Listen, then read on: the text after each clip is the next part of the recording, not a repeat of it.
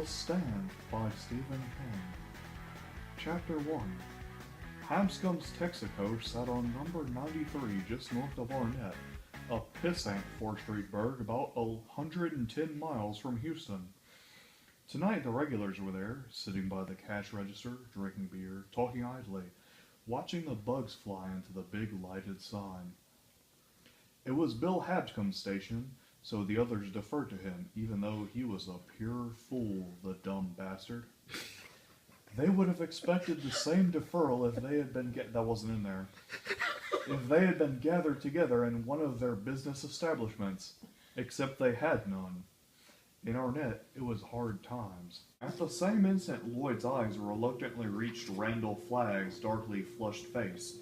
Flagg screamed, "Boo!" The single sound floated down the dead cell block and then rushed back.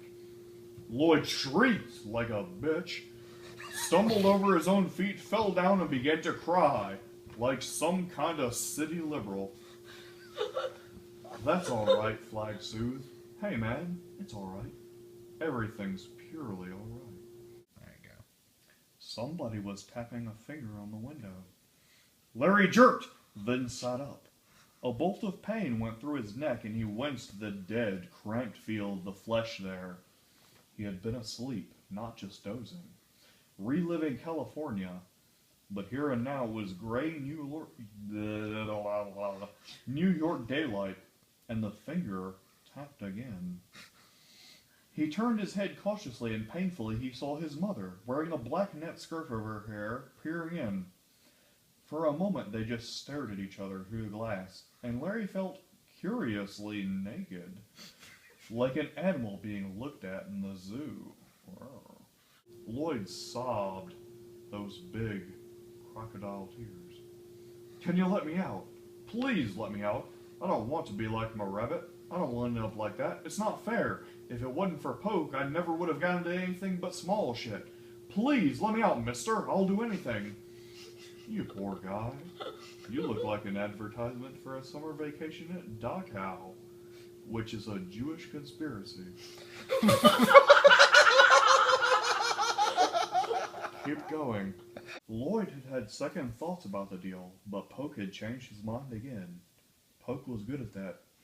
George told them to come around to his house the following Friday evening around 6.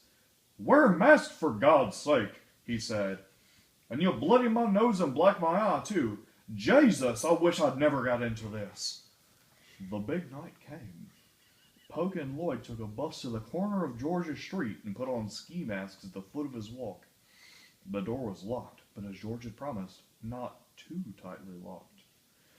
Oh, there was a rummage room downstairs, and there was George standing in front of a hefty bag full of pot. Shit. That's a lot of weed. Despite the sympathy in Flagg's voice, Lloyd could not bring himself to raise his eyes beyond the knees of the newcomer's jeans. If he looked into that face again, it would kill him. It was the face of a devil. "Please," Lloyd mumbled. "Please let me out. I'm starving." "How long you been shit-canned, my friend?" "I don't know," Lloyd said, wiping his eyes with them fingers. "A long time." "How come you're not dead already?" "I knew it was coming, Bobby," Lloyd told the blue jean legs as he drew the last scattered shreds of his cunning around him. "I saved up my food, that's what." "Didn't happen to have a chump on this fine fellow in the next cell by any chance?" "What?" Lloyd croaked. "What? No! Christ's sake! What do you think I am? Mister, please!" His left leg there looks a little thinner than his right one. "That's the only reason I asked, my good friend." "I don't know nothing about that," Lloyd whispered. He was trembling all over. "How about Brer Rat? How'd he taste?" Lloyd put his hands over his face and said nothing. "What's your name?" Lloyd tried to say, but all that came out was a moan. "Boo! Boo! Boo! Hey, trash can, why'd you want to burn up a church? Why didn't you burn up the school?" "Why not?" "Because." "Go on." "Because I don't think you're real," Lloyd whispered. And if you are real, mister, if you're real, you're the devil. Look at me, Lloyd. Hopelessly, Lloyd turned his eyes up to that dark, grinning face. Okay, let me go ahead and say that Randall Flagg is like the coolest villain in HQ. He's badass. Like, I think he shows up in those gunslinger books. He's cool as shit. Yeah. Like, even at the end of The Stand, spoiler alert, he wakes up somewhere else after he's been blown up by a nuclear bomb. It's cool as balls. Oh, are you recording me? Alright, let me talk right into the camera then.